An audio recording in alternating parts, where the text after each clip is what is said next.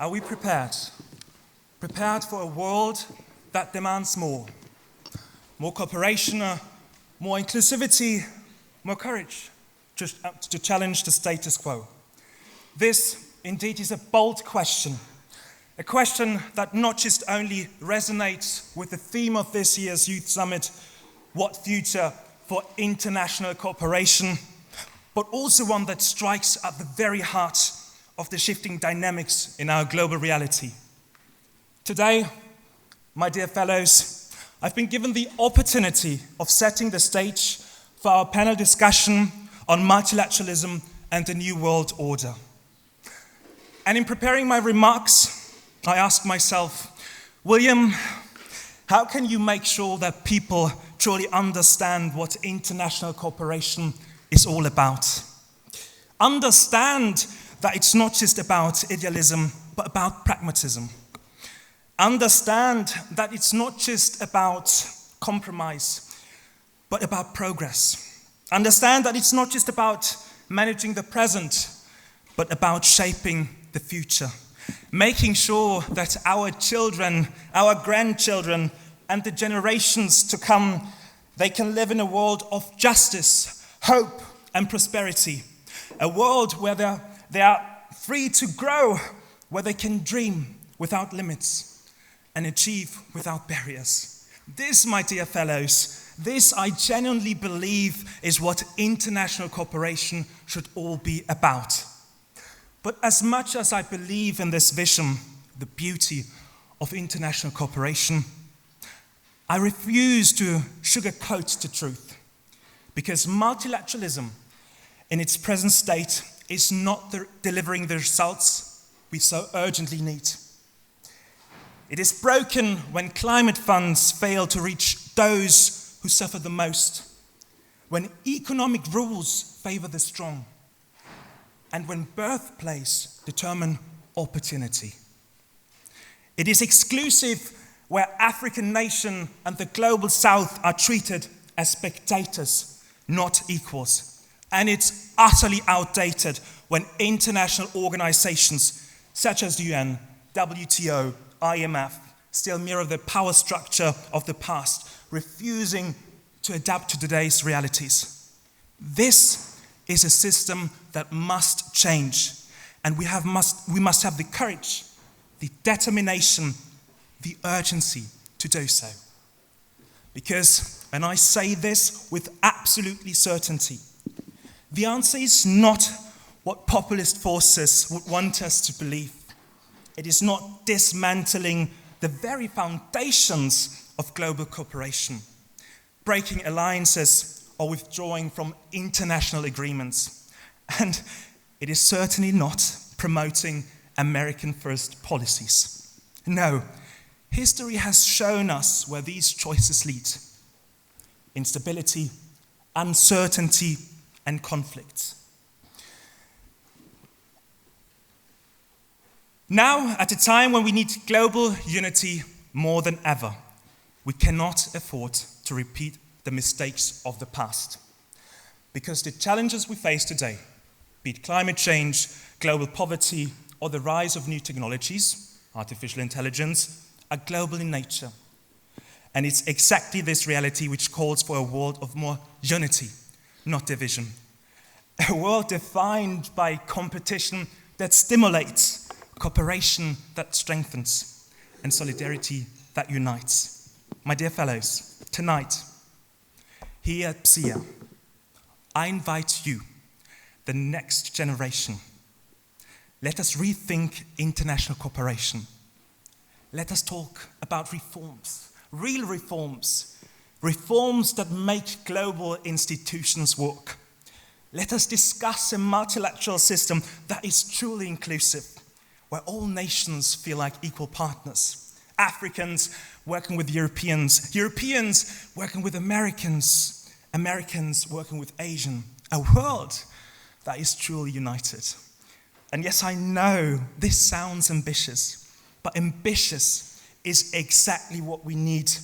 Ambitious is what drives progress. Ambitious is what fuels change. And ambitious is what will shape our future. Fortunately, we do not face this challenge alone, because today we are joined, I have to admit, by a very interesting panel of experts. Moderating our discussion is Jeremić, I hope I pronounced your name correctly. Now, he's the editor-in-chief of Horizons and a former president of the UN General Assembly.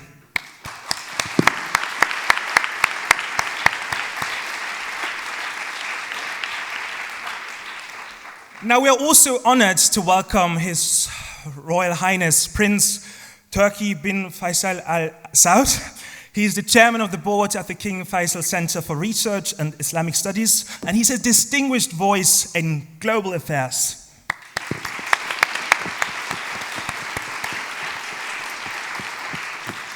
And from our very own PSIA, we have Isabella Baker, an M2 student in international security, representing you, the youth.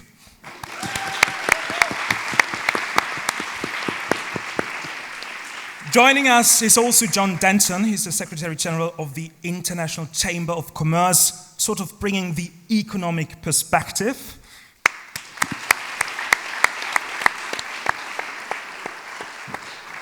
We're also privileged to have María Fernanda Espinosa. She's the Executive Director of Global Women Leaders, Voices, and a former President of the UN General Assembly.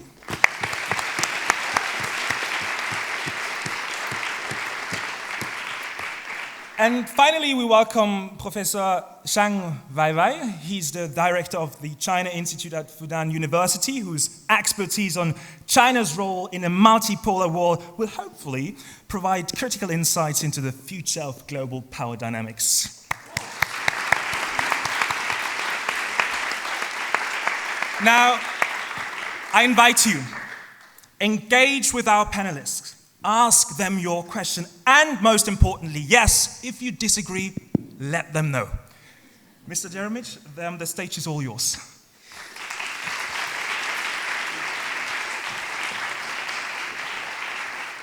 Good afternoon, everybody, and at the beginning I want to thank for this most spirited introduction to the discussion of today. I'm also here in another capacity, which gives me great privilege to be able to address you from the stage. I am a professor of practice, adjunct professor. For the past 2 years I've been teaching here at PSIA, one of the most wonderful career experiences of my life. I'm teaching Introduction to Contemporary Geopolitics, a practitioner's view.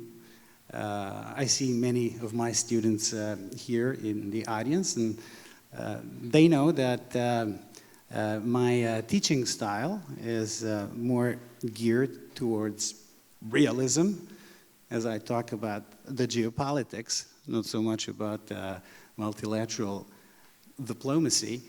I don't think that any of them would be surprised, as this was the first teaching concept in my class, when I'm going to start by saying that we live in a recession.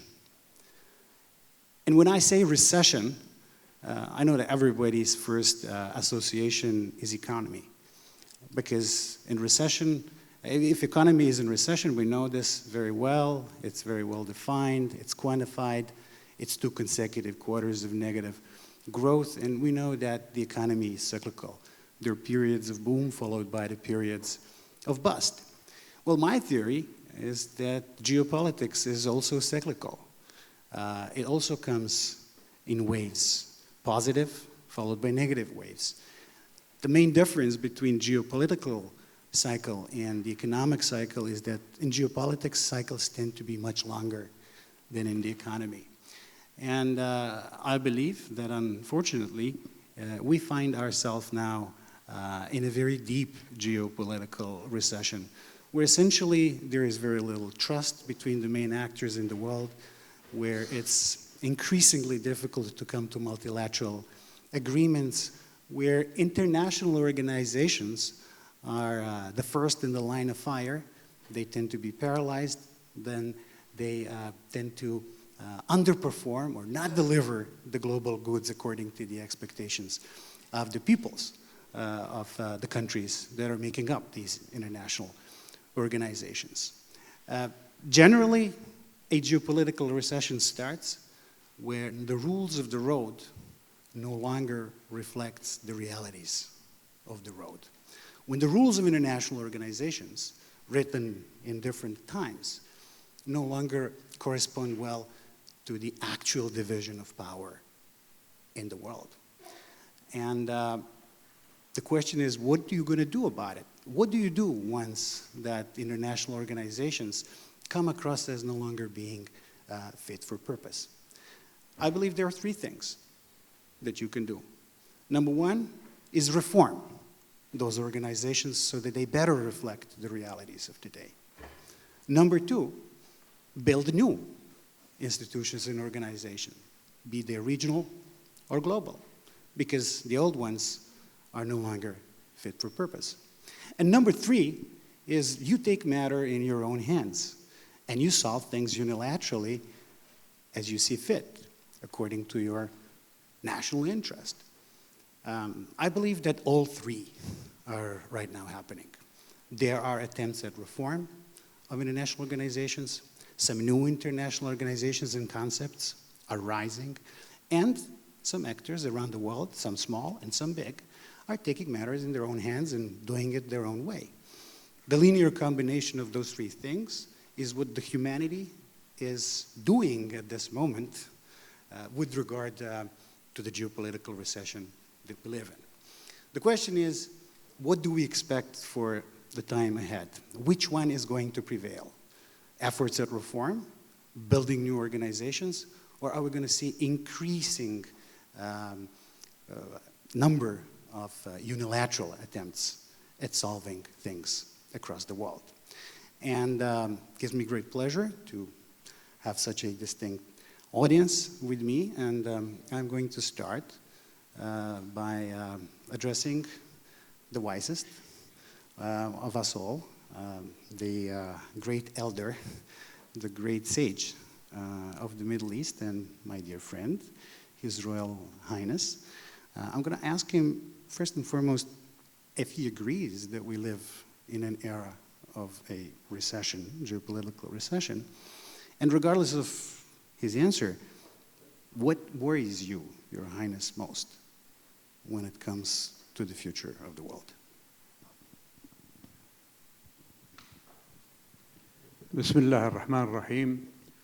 First of all, thank you for the invitation, Sciences Po and book Jeremić. There is a saying in Arabic, those of you who've read the 1001 Nights will be familiar with it. I don't know if any of you have done that, but if you haven't, you should do it. The saying is, I hear and I obey. And when book Jeremić invites you, you hear and you obey. And that is why I am here. What worries me is what is happening. I don't have to recount to you all of the ills that we face today in either international politics or geopolitical conflicts and wars and other such terrible happenings. After the Second World War, the world turned towards the United Nations as a way of preventing such things from happening. Unfortunately, that did not succeed very well. And as such, the issue of multilateralism, which is the headline of this session, has been under challenge and under stress since it was born in 1945. And I will just refer to some examples of the challenges that have come about since 1945 that are still with us.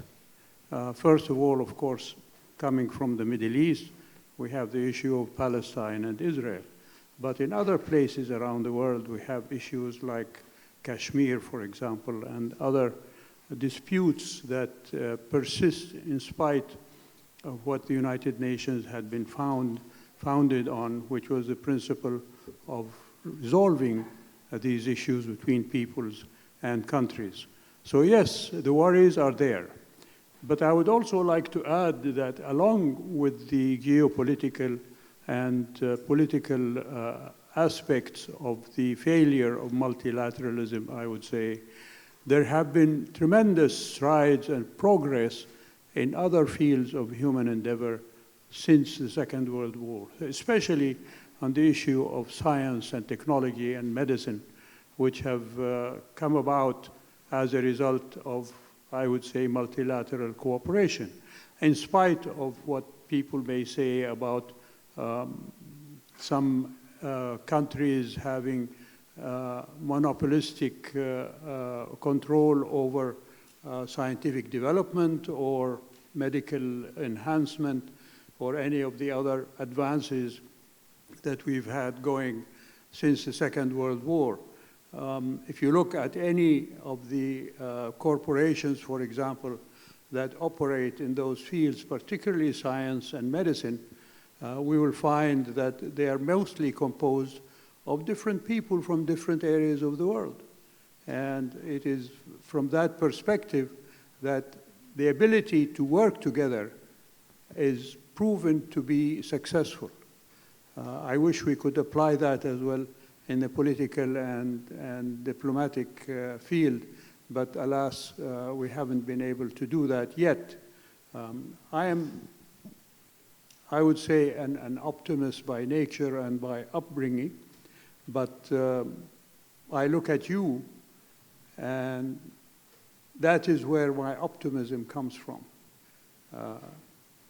Jeremić, book, he described me as wise and ancient. I'll take the first and drop the second. But in my ancient ways and ancient days, I cannot help but feel that my generation was the one that let you down. And so for the future, I think you have to pick up the challenge and go forward. And my neighbor here, of course, represents you. And I can't help but feel that I will have more wisdom coming out of her than me giving out to you. So this is what I look forward to, my other companions as well. Thank you.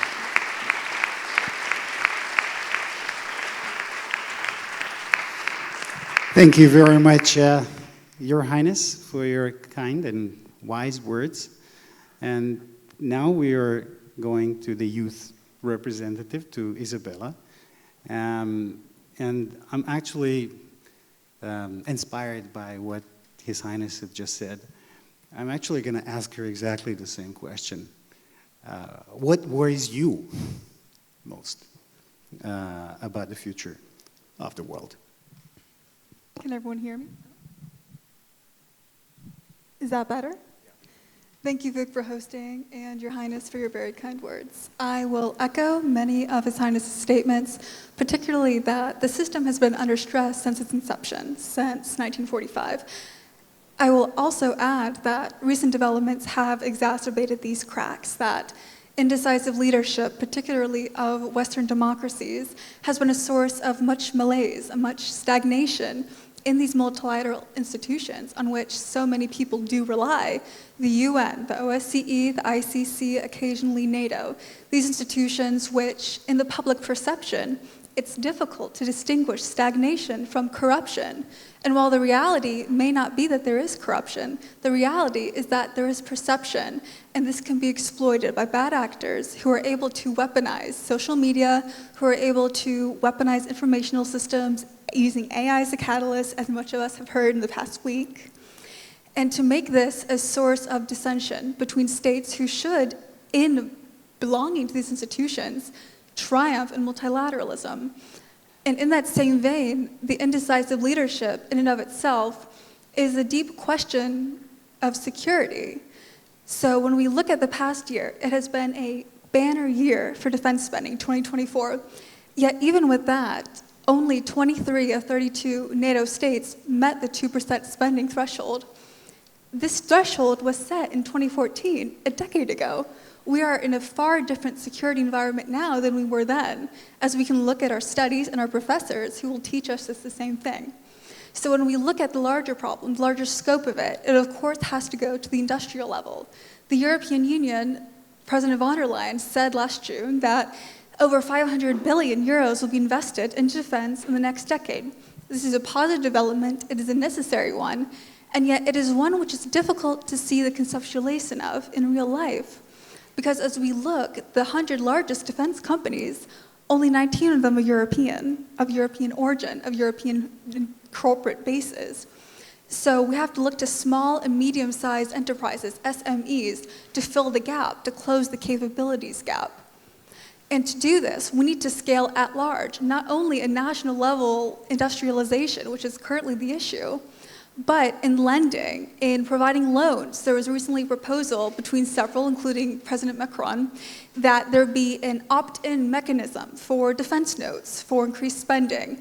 There's also an issue of a lack of desire for private funding. The regulatory environment in Europe has historically been unfriendly to defense spending, to defense investment, seeing it as less of a moral sector. And while there have been progress in this area, it still hasn't yet compensated for the things it's wrought. More than that, when we look at the SMEs, the small and medium-sized defense enterprises, 44% of them cannot go to banks for a loan, 68% of them cannot go to private equity, so they must rely solely on public financing. This is a large gap between what is and what can be. And I'm concerned for the future of European security and unity that we do not address this rapidly. Thank you. Thank you very much. The one thing that I really picked up on is the indecisive leadership in the Western democracies, which I happen to agree on with you. But I think that the new American government and the new American president, you can think of him this way or that way, but I don't think one can call him an indecisive leader. His leadership so far has been quite decisive, to somebody's liking and to somebody's not so much liking. It caught my attention this morning, a post that President Trump put on Truth Social to do with the US dollar and the centrality of the US dollar to the international financial system. Obviously, dollar has been, and it still is, the central pillar of the international financial system.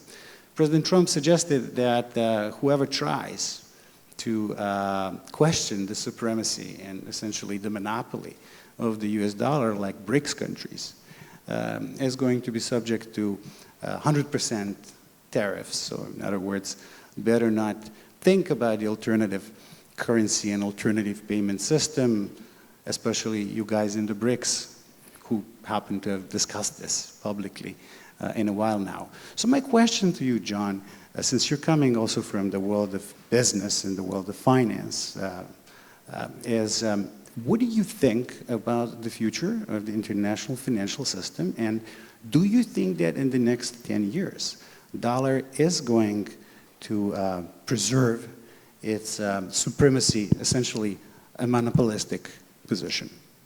Well, thanks very much, and it's great to be with you.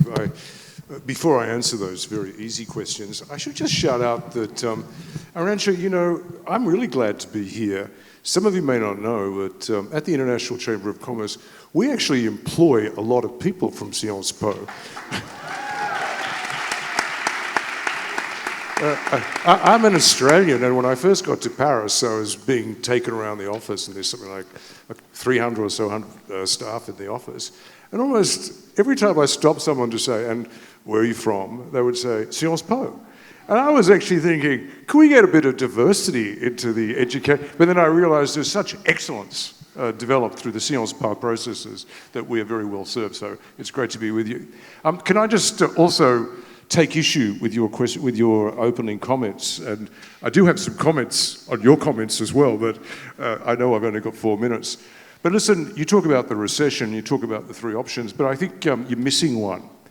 One of the big challenges, I think, for international organizations, which kind of, not fully, but in many respects play a key role in underpinning the multilateral system, is not just the failure to reform, etc. It's actually becoming what I call space junk. Because in many respects, some of these institutions, no one has the heart to close them down. And they just go on spinning around. As an Australian, I would offer up as an example, the Commonwealth. What does that actually do? It actually continues on, and unless it reinvents itself, it will actually simply end up as perpetual space junk just floating around. The reason I say that is that in many respects, to actually have a will to reform the international system also requires a bit of leadership, and I think we talked about all the way through, there's a lack of leadership or indecisive leadership. And that's one of the things that's really challenged, because part of it is a lot of people are actually very comfortable with the inertia of the system as it is. And that comfort, people are kind of paid enough in interesting jobs, in kind of not too demanding, and it's in their interests to maintain the status quo. That is actually at the heart of the failure of most transformations and at the failure of opportunity for people. And that's a bit of work that needs to be done. There's actually two models to think about as well, and this is important, and I put that in the context of the ICC. There's actually membership models, and of course Arantxa has the extraordinary experience of having been involved in the WTO, which is membership driven. Or you can be an international organization like the ICC, which is purpose driven.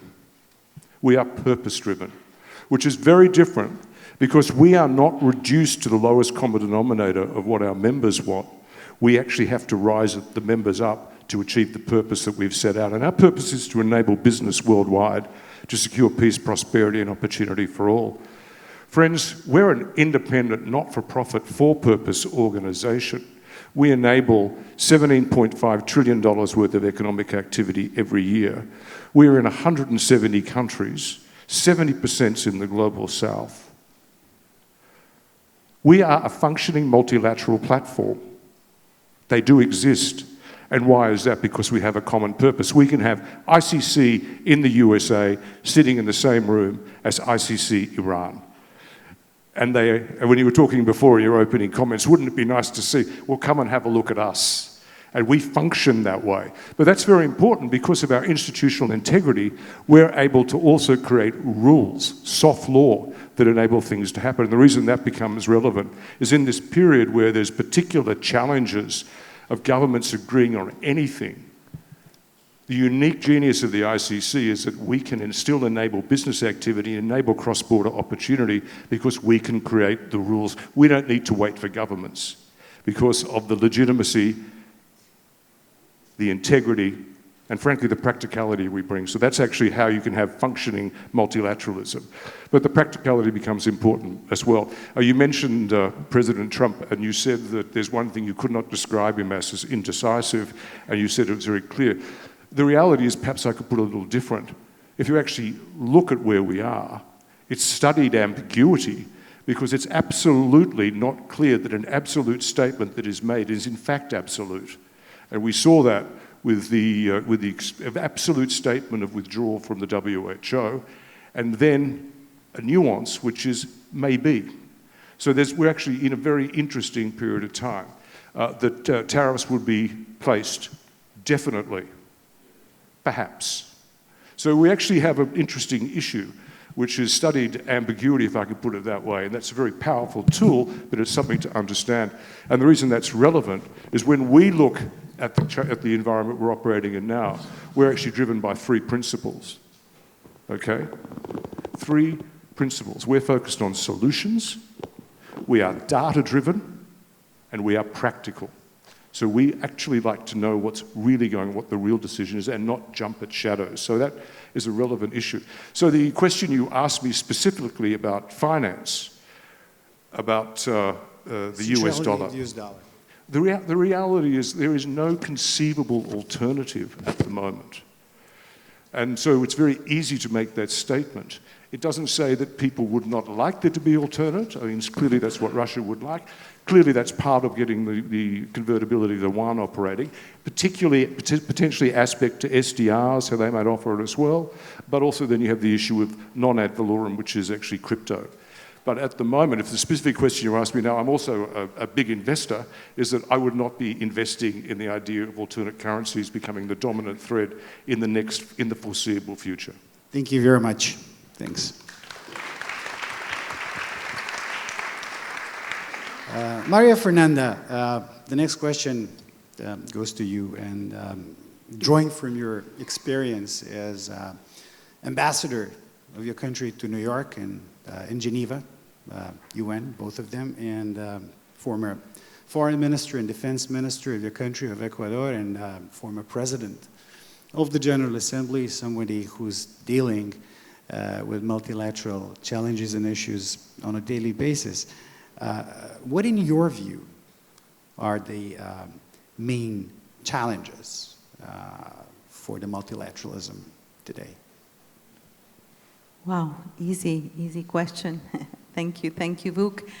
First, let me say that I'm so happy to be part of the 10th celebration of the Youth and Leaders Summit. This is the 10th edition, and there is a long history behind this moment. We are in the amphitheatre of the founder of Sciences Po. It's not a minor thing, so we feel great responsibility to fill this with some wisdom and your energy. I would like to start by saying I will vote for you. From wherever you are, you know, I would like to have a president like you.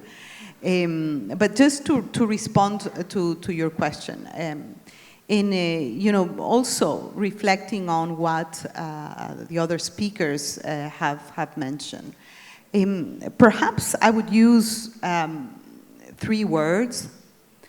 The number 1 word is the word trust. I think that the multilateral fabric main ingredient is about trust.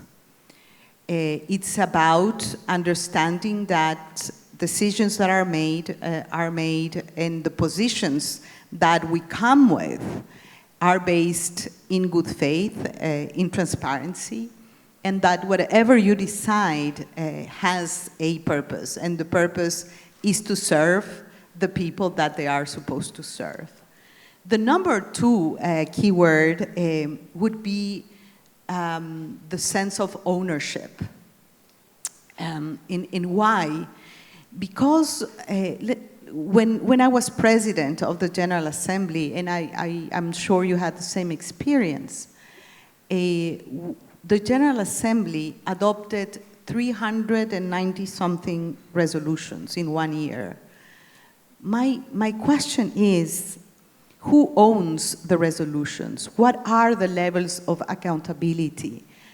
How is that we implement the decisions we take? And I think that society, and this is not an abstraction, but should know the decisions that are taken, should understand why they are taken, how these decisions improve their lives, you know, every day. Why the UN is responsible for delivering on the needs of people. And I would say the third keyword would be effectiveness. And what does it take to take the decisions we take? And sometimes, and I'm often, you know, in environments where there are younger generations, they say, why is that the UN doesn't do this or that, or doesn't deliver on this, on that? And my answer is with another question. Who is the UN? The UN is multiple United Nations. It is the management, the executive UN, it's the bureaucracy of the UN, it is the funds and programs of the UN, and they have to be accountable in the work they do. The UN is the political UN, and perhaps the most important part, because that's where the mandates and decisions come from, which are the member states of the UN, the owners, the shareholders, in a way, to use your language. And they have the power to decide. The other UN is the we the people's part, which is the first phrase of the Charter. We the peoples, it's all of us that the UN is supposed to serve. And sometimes we understand the UN as a self-operating machine, as if it was a robot external to us. The UN is a human creation. Therefore, the reform of the UN has to be a human creation, has to be the outcome of the political will of leaders, has to be the outcome of the thinkers of the world, has to be the responsibility of the ones that receive the mandates from member states, which is the executive branch of the UN, including the Secretary General. So the UN is a human creation. It's not a self-operating machine. I think the key actors in all of this are basically the governments, the member states, and again, I would repeat the three words. If we have a second round, I would like to share what are the things that need to be reformed at the UN. But the three key words would be trust, ownership and belonging, and a completely new accountability architecture for the United Nations. Thank you very much.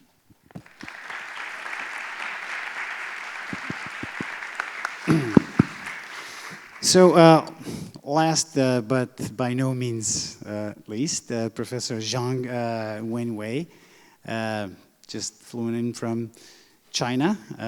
We would be very grateful for your thoughts on how China views what the previous panelists mentioned to do with multilateralism and the weaknesses of the current global order. And if you agree that these are the three things that you can do, maybe there's a fourth one, as John said, and that was very thoughtful. The second thing that I mentioned was like the creating of the alternative dimensions or alternative institutions, because the old ones no longer function well. And China has launched in the last decade a number of global initiatives, and the Belt and Road Initiative was one such initiative.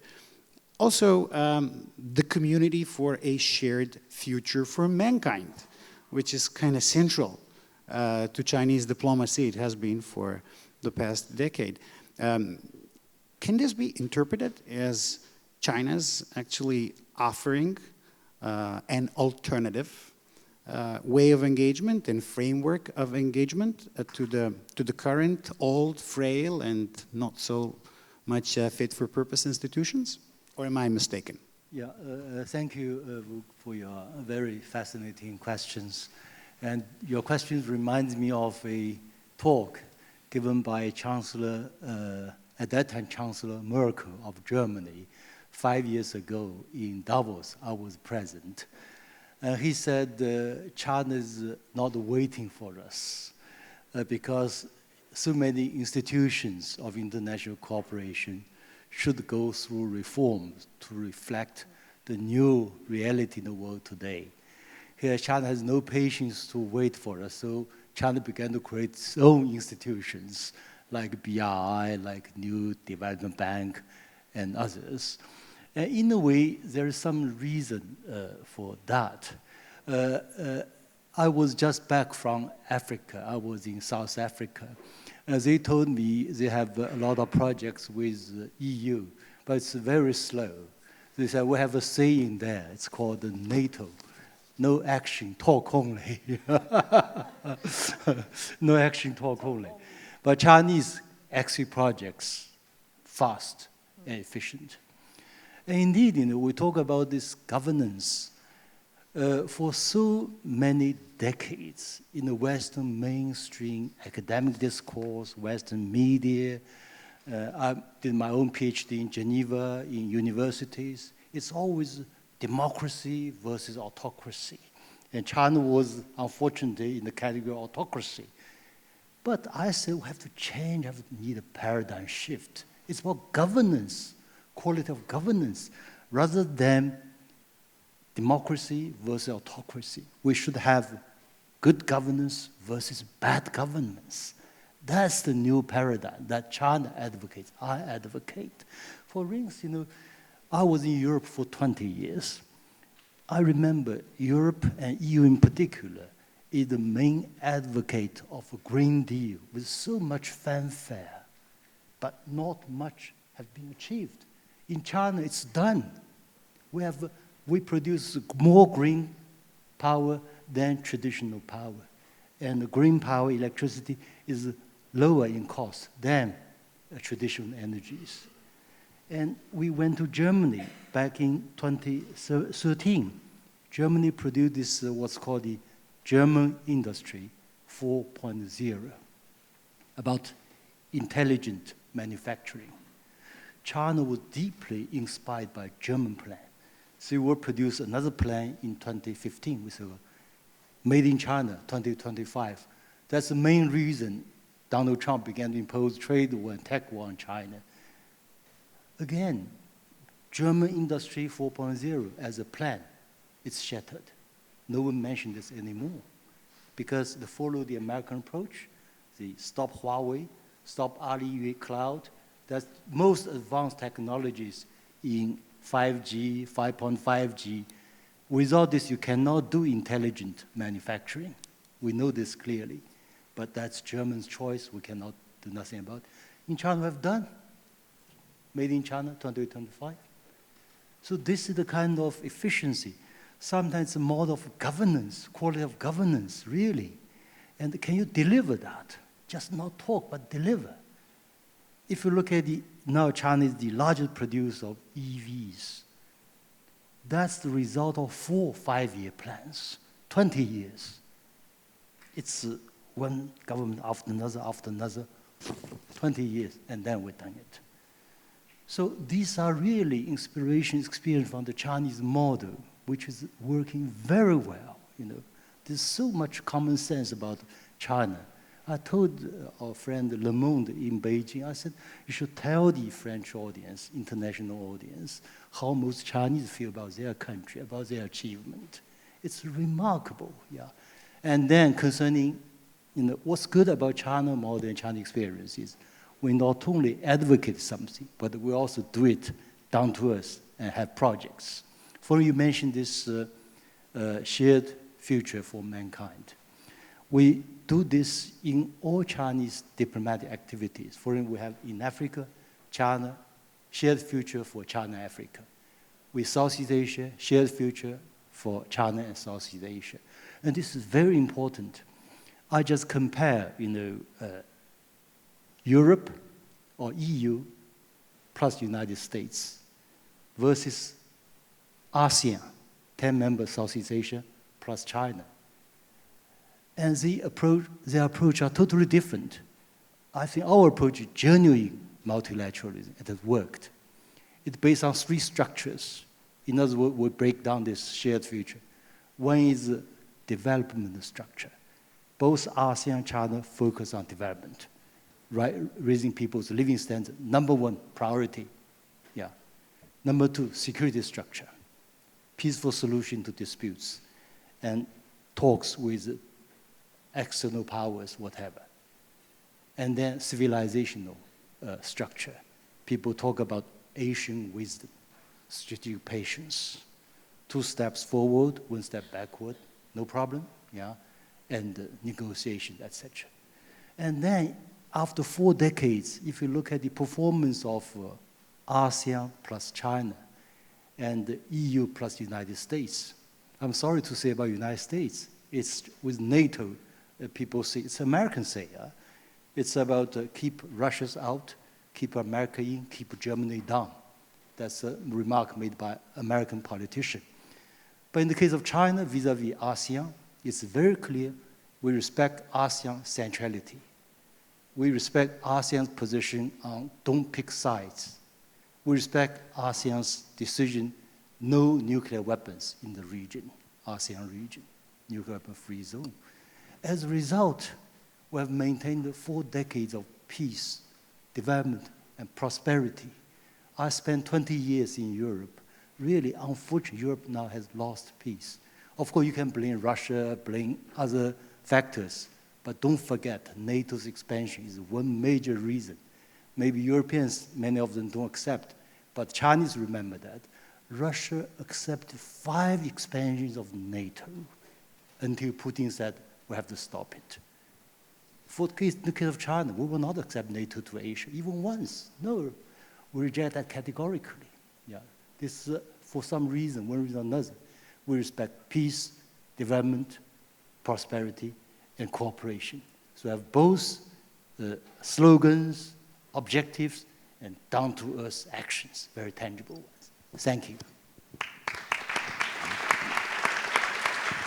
Thank you very much. Now I'm going to ask you a second round of questions, but in the second round of questions, I am going to ask you to be shorter, to stick to about 2 minutes, because we do want to give an opportunity to students to ask you questions. I'm going to reshuffle the ordering now a little bit to make it more dynamic and interesting. So I'm going to start with John, and I'm going to ask you about 2 important fields of technological development that has driven and is still driving growth around the world. One is artificial intelligence, and the other is green technology. I see bifurcation of the world when it comes to the Western ecosystem and the Chinese ecosystem, when it comes to AI, for instance. Now, there is like an increasing decoupling when it comes to sustainability and EV, green technologies, and the like. As a senior international public servant, if you will, and somebody with a distinct business background, do you expect in the next 10 years more or less cooperation between China and the Western ecosystem, especially when it comes to these important 2 fields, artificial intelligence and green tech? Well, what an interesting way of framing the question. I would have thought about it a little bit differently if I could. If you see the world only in terms of that almost the adversarial approach that you're describing, which is China against Western interests, I think you're going to end up with a self-fulfilling prophecy. But that's actually not the way it is, okay? The way it is really is that the interests do not always coincide, but sometimes they do. And one of the jobs of, I think, effective diplomatists, and one of the enabling factors of functioning internationalism and multilateralism is to broaden the areas where there can be interest. And there can be mutual interest in artificial intelligence, and there can be mutual interest in access to the technology to support the green transition. So I think that is actually possible. The real point, if I could pick it up and put it the way I think it might be useful to put it, is that what are the prospects of actually having effective multilateralism in the next 10, 20 years? And I would say they're low, okay? And the reason for that is that the capacity of the multilateral process and the players to actually operate is proven to be very poor, because what is missing are key stakeholders. You will not have effective functioning multilateralism if it continues as it was. It needs to be reinvigorated.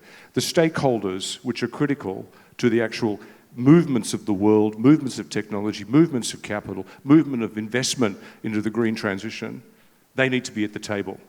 You will not have a successful outcome on Paris unless the private sector, which ultimately will be financing it, is actually at the table. So how do you create an environment where the private sector can become a critical player in the multilateral process? And by the way, the multilateral process, as I think Maria would also agree, is not the UN. That's just part of it. The multilateral process is much bigger than that, okay?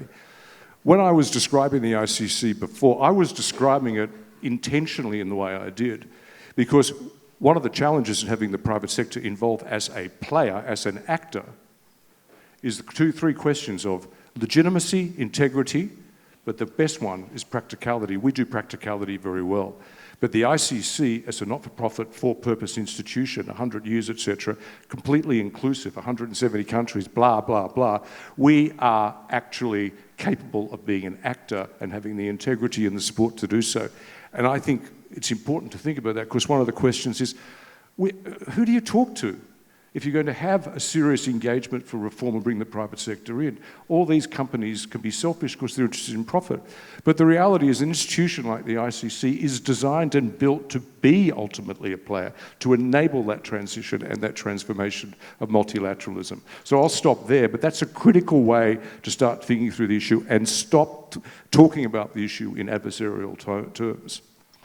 Thank you very much. It's truly interesting. I happen to know that there are countries and significant stakeholders in the international system that feel suspicious with regard to private sector being on par, if you will, when it comes to in a multilateral organizations, and they don't believe that their champions, their companies would be given an equal treatment to the Western companies. This is perhaps one of the reasons why people are somewhat concerned in certain parts of the world. But this is truly interesting the way you actually framed it, I must admit, better than mine. But I'm going to go. I never shy away from saying such things. But I'm going to go to Isabella. And I'm now going to ask you a question, again, as the representative of the youth. And somebody mentioned the UN more than once here at the panel. Next year, there's going to be an election for Secretary General of the United Nations. And can I ask you to imagine that you are the person casting a vote in the Security Council where the Secretary General is elected. So you basically decide on behalf of your country who you are going to support for Secretary General. What would be your main priorities when it comes to policy or when it comes to character or personality for a person that you'd support in such an election? I appreciate that question, even more so because I'm currently sharing the stage with several individuals who have served in high offices within the UN. I appreciate the irony in that. So if I were to look at the current state of the UN, I would agree with many of what has been said here today, that there's stagnation, dysfunction, a certain amount of malaise, disillusionment, and I would argue that one of the driving factors behind all of this, the underlying problem, is a sense of hypocrisy born by the global south towards the global north. The Munich Security Conference most recently conducted a survey, and they asked the 9 most populous non-Western countries, Saudi Arabia, Turkey, South Africa, Indonesia, India, and to rate the US, China, the EU, as who breaks the world rules the most often. And the US was rated as the one actor who breaks these rules the most consistently and with the most abandon. However, in that same survey, it was indicated that they don't want to do away with the rules-based order. They want reform, as has been said here today. Reform which is driven by a collective of voices and not a selection. A reform which does reflect their values and their needs when advocated for and when listened to. So the first part of the election of a new Secretary General would be to reflect those necessities in a much more tangible way, because it's concerning to hear individuals speak about shades of gray, because they do exist, but shades of gray which still fail to distinguish the differences. Democracy is the one way of governance we have, which allows us to have open discourse, to openly disagree, to course correct as a collective, and to move forward. This is essential, not only if we want everyone to be a part of this governance and to move forward with it, but also if we want the governance to reflect the reality of our future. We cannot be dissuaded by narratives which have a dual purpose, the first purpose of which being to shatter the world order, the second purpose of which being to make the world safer for autocracies. A world safe for autocracies is not a world safe for everyone, and a rules-based order is the answer when done correctly. I will also note that hypocrisy does not belong to any one sector, to any one part of geography, or to any one hegemon. Concessions need to be made. Hypocrisy needs to be recognized. Internment camps for the Uyghur people in northwestern Xinjiang province, and the colonial attempted conquest of Ukrainian territory by the zero-sum Russian state, for whom appeasement, 20 years of appeasement, has not functioned. It has in fact backfired to the catastrophic loss of Ukrainian lives. So when we look at the future the Secretary General will be inheriting, and the future that we will all be inheriting, I want to end on this note, that there is one dimension of security which is so often neglected, and that is the security of personnel. That is security of creating a generation, of instructing a generation, and of that generation inheriting the institutional knowledge that comes with being a part of these institutions. So the UN has a youth delegate program. It should be forefront. We should exhibit how partners in the UN are prioritizing their young people to inherit the mantle of international security, and they should do it without delay, because we prioritize our young people's future and we are not conscripting them against their will. Thank you. Thank you. It was really fascinating, and the rules-based order is, unfortunately we don't have time to discuss it at length. What are the rules and who breaks those rules? And I come from a country that many people believe, including most of us from that country, that the rules were broken when Yugoslavia at the time was bombed back in 1999, and that this was against the rules inside a rules-based order. You mentioned some other instances. This is the third category that I mentioned, taking things in your own hands and doing it on your own, because everything else is or seems to be hopeless. I'm going to turn to María Fernanda now, who because we're friends, I'm going to ask to stick to the time limit. Speaking of the UN reform and speaking of the role of the future Secretary General, who, by the way, is elected in ways that can hardly be branded democratic.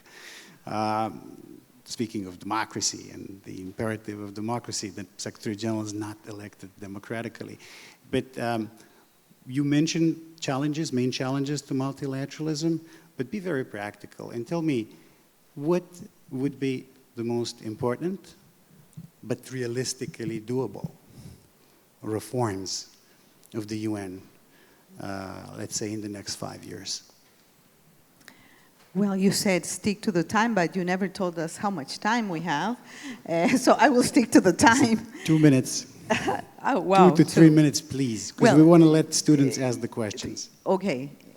Well, number one, I think that multilateralism is more than the UN. It's true. I think that we have to understand what are the current geopolitical configurations, the new power alignments and realignments, the importance of regional configurations. There are issues, for example, security threats or transboundary challenges on water management, etc., that require a minilateral regional responses, and that's perfectly fine.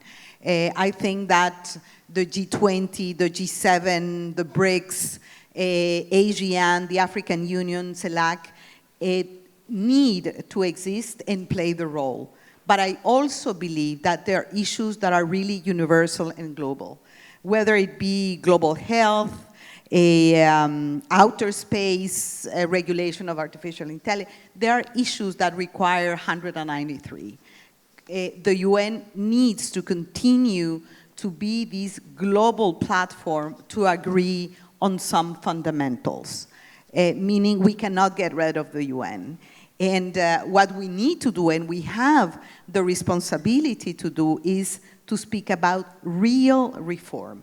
Believe me, I've been in contact with the multilateral system, concretely with the UN, for more than 30 years. Since day one, I heard the word reform. Reform on A or B. When we speak about real reform, let me just use 3 headlines. Number one, a new accountability architecture. The UN, especially, you know, the management of the UN, the executive of the UN should be accountable, both to governments and to the people they serve. The issue of transparency, allocation of resources, mainstreaming the mandates, etc., programs and agencies, a overall new accountability architecture. Number two, the peace and security pillar.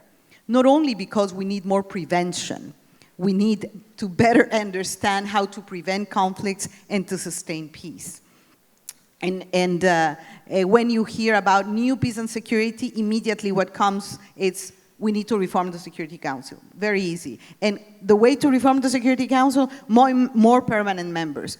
No, it's more complicated and more complex than that. I think we need to embrace in general complexity when we're dealing about UN reform. It's about reforming and improving the working methods.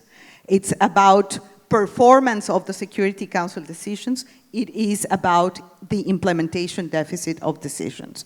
Number three, a reform of the package of the institutional design on basically the development environment agenda. You have no idea, Vuk, how many overlapping mandates, how many repetitions, how many waste of resources there is in this cluster. Just to give you one concrete example, there are 81 mandate holders on human rights.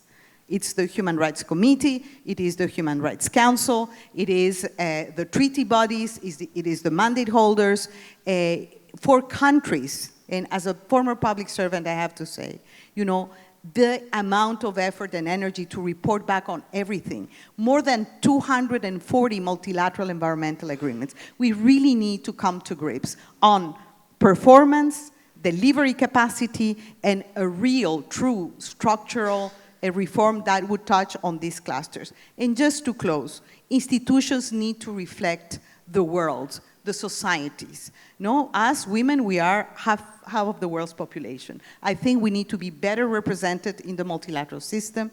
You were saying, who would you elect? Hopefully, who would we elect would be, you know, a female this time. There is wide agreement that this should be the case. We need more female presidents of the General Assembly, Vuk, only the 4 in 80 years.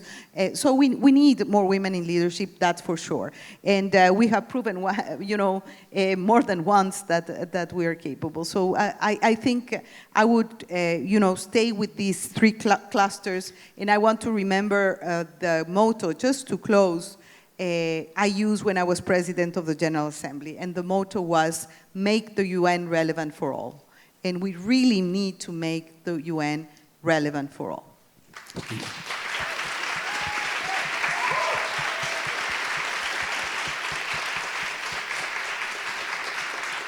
Thank you very much. That is really inspiring. Perhaps I could think of phrasing this differently, like make the UN great again. We need to cut the slack. We need to have like a Dodge UN initiative, and perhaps Elon Musk could help the UN as well. But Professor Zhang Weiwei, again, I apologize for having to ask you for a short reply on a complex question that I'm going to ask. It's the year of the snake. I want to wish you a happy new lunar year, but what does your crystal ball, what do you see in your crystal ball for the year of the snake for 2025 when it comes to the world? What do you expect that 2025 will be remembered by? What will the historians of the future write about the Well, year 2025? You famously I will predicted try several not to- things. I tried not to crystal ball this year, but given this is the year, what we have seen is Donald Trump 2.0. It reminds me of the famous remark made by Henry Kissinger. He said it's dangerous to be the enemy of the United States, but it's fatal to be the allies of the United States. So I hope that Europe will be cautious and think ahead how to deal with Trump 2.0. On top of China, we are very sure we have no problem. We can cope with Donald Trump very well. Having said, could I just add another point? Because you mentioned this question about the financial institution. I met with your friend you know very well, the former Greek financial minister, Yanis. And yes, yeah. And he was in China not long ago. We had a long chat. He said from his observation, because of the digital technology, big data, and AI, what he perceived is two very different paths for financial world. One is represented by SWIFT, which is more or less like a old highway full of holes, but a lot of traffic. And another super new highway represented by Chinese digital payment system, Chinese what other currencies. But it's a new road, highway, but not yet very much used. But this very fact, the existence of alternative, is a bit disturbing for the United States. And he blamed this for the possible, conflict between China and the United States. I just add this. Thank you. Thank you. Thank you very much. And I have not forgotten about you, Your Highness. I just wanted to start the panel with you and to also give you the last word in the panel before we move to students' questions. I'm going to ask you essentially a very similar question to Professor Zhang Weiwei. What do you see in the crystal ball for 2025? First and foremost, when it comes to the Middle East, where you hail from, but also for the world. What are your predictions? What to expect this year? Like Mr. Weiwei, I am reluctant to crystal ball as well. I think all of us are reluctant to do that. What we need in the world, in my view, is more humility. I think leaderships around the world lack that quality, perhaps more than the people who choose them to be their leader. And from that perspective, whether it is the rule-based order or other such high-sounding titles and appeals to humanity, we're all responsible for what we do. And from that perspective, what are the alternatives that we can provide to the future, to you people who are going to pick up the mantle and go forward? Is the United Nations to be scrapped? Is the ICC to be humiliated and ostracized, etc., etc.? You can pick and choose many things that you find fault with and accuse them of either bias or inefficiency or corruption or whatever. Whatever it is, humanity has to be able to look at itself and say, where am I going? Am I going to be better, or am I going to be acquisitive of material things or political power or geographic aggrandizement? All of these things are in practice today around the world. And so, as my friend here said, it is not a matter of autocracy versus democracy, or it is democracy is the best system where people can express their free will, etc., etc. These are labels that, unfortunately, the practitioners of these labels who are wielding the power to do what they preach are not doing what they preach. And on any part of our world system. And the UN reflects that. It is basically what we make of it. With all of the due respect that we have for whoever may become the next Secretary General of the United Nations, or anybody who comes to be #1 in the world, or #2, or equal partners in the world, let us go back to thinking of ourselves that we are all human beings on this planet, and we have a responsibility to the welfare of the planet, and not simply to a specific country or a geographic location or a class of people. And I would just end up by saying media has an important role to play in that. And unfortunately, it is playing a sinister role for all of us. Whether it is the so-called established media around the world, or perhaps even sometimes the newly founded social media that can truly not only misrepresent, and you've all seen it, and I don't need to lecture you on that, but this is something I think that we must take responsibility for. How we view the others and how we want the others to view us. We're all equal on this planet, and let's take care of the planet rather than try to maximize our individual benefits, whether as individuals or as countries or as groups of countries. And we're all equal here.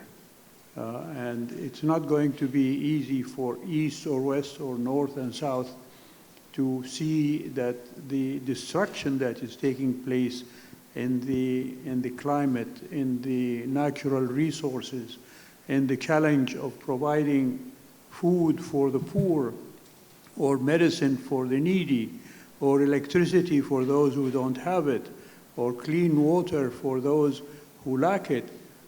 Those are the things that we must concentrate on, not more geography to our country or more dollars to our individual wealth, or fancy houses that we can live in, television sets that are as big as this screen behind me. These are all material things, and in my view, they're all ephemeral, and they really don't affect us all. But I'm glad that this panel here is taking all these issues so seriously. And it's good that you all are all here also, and I hope that you will give us your advice as well when we finish talking to you. Thank you. Thank you very much, Your Highness, for your exceptionally wise and kind words. And now we're going to let the audience ask the questions. It's the very interesting part. Do I see any hands up in the air? Sir, you get a chance to ask the first question. Introduce yourself, and I want to remind you that a question ends with a question mark. That would be really great. Great.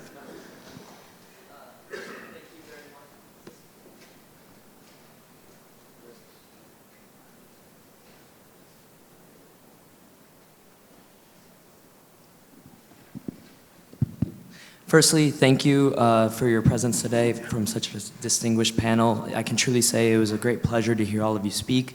My name is Nathan Hatchett. I study international governance and diplomacy with a concentration on the Middle East. and I'm from the United States, which was discussed very heavily today. And so my question comes in the form of, in the beginning of Trump's second term, there's a list of grievances from pulling out of the WHO and the Paris Climate Accords, but he's also increasing intercontinental tensions through the threats of tariffs, hints of territorial expansion with Greenland and Panama. And so I would just like to ask, how do we move forward through international cooperation and multilateralism from a frankly uncooperative global leader, global power? Thank you. Thank you. Who are you asking this question? Whoever would like to answer. Who is the volunteer to answer this question? Professor Zhang, Weiwei. Let's make it well. I just exchange. make one short comment on this question.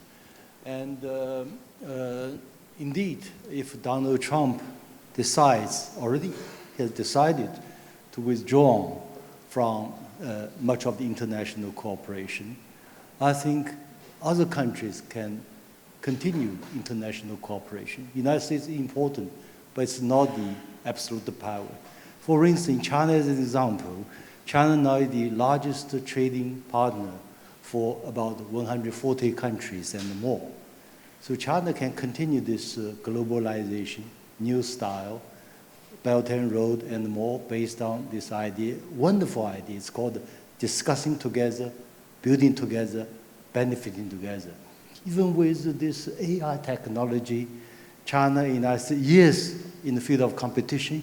Yet on the other hand, if you look at the DeepSeek, its philosophy is people-centered. The idea is that we have to make every village can afford AI technologies. So this is very much different from this monopolistic view. We have to reap huge profits, etc. Yeah, so others can do it, continue. Thank you very much, Professor Zhang. Now I am going to shift gears. I'm going to abuse my role as a moderator to give the floor for asking a question to a scholar, not a student, but a distinguished scholar, excellent scholar, former Prime Minister and Foreign Minister of the State of Kuwait, Dr. Mohammed Al-Sabah. You wanted to ask the question, sir. Thank you, Bob. I was quite intrigued by your initial comments about what the crystal ball holds for the future. And as it's been has said that the governing dynamics of the international relations has an intrinsic propensity for conflict and war. As our mutual friend, the Harvard professor, Graham Allison, always warned us against falling in the traps of Thucydides' trap. We can, the Thucydides trap is the one where emerging and ambitious power displace or dislodge an existing superpower. In his study, over the past 500 years, this happens 16 times, and 12 of these 16 times resulted in a war. So, seeing the current topology of the international centers of power, the reaction of the current president of the United States towards Europe, BRICS, Canada, Panama, Denmark, Egypt, and Jordan, to name few, the question is, are we approaching the Thucydides trap? Are we sleepwalking to a third world war? And finally, will the current superpower allow the peaceful transition from unipolarity to a multilateral international order? Thank you very much, Your Excellency. Again, there's a person who comes across as a natural one to answer the question on Thucydides' trap, having just put forward some very strong views on China's role in the future. So Professor Zhang Weiwei, are we falling, are we sleepwalking into Thucydides' trap, having heard from President Trump what we heard, having heard from you tonight what we heard? What do you think? And to be honest, let's compare Donald Trump and Joe Biden. It seems, Donald Trump has realized the United States has already overreached itself. So it's, on the whole, it's withdrawing to Americas. So he's perhaps less warlike compared with Joe Biden, because Joe Biden, we try to associate him with the military-industrial complex. And Trump openly is against the deep state and military-industrial complex. But I think with Donald Trump, perhaps a country like Canada and Mexico and now Panama will be more in trouble. China and perhaps Russia will be less in trouble. So if you can avoid major powers in conflict, it's already something remarkable. This is my candid comment. Thank you, Professor Zhang. John, you wanted to answer as well? Well, so I just don't want to make this leave you with a situation of always the Chinese response to a suggestion about America, maybe an Australian intervention. A couple of things that I find this quite curious, this whole description. I mean, it's almost like we're describing the world as we want to see it rather than what it is. I mean, the world is not unipolar, for a start. We're not drifting towards an inevitable third world.